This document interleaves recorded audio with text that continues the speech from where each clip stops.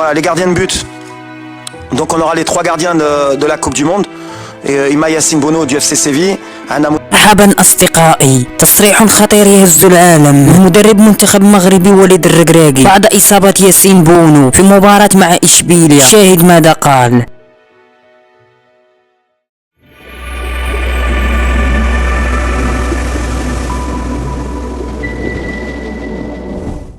أولا، وإذا كنت من عشاق الحارس المغربي والدولي ياسين بونو فيرجى الدعاء له بالشفاء، ولا تنسى الصلاة على رسولنا الكريم عليه أفضل الصلاة والسلام.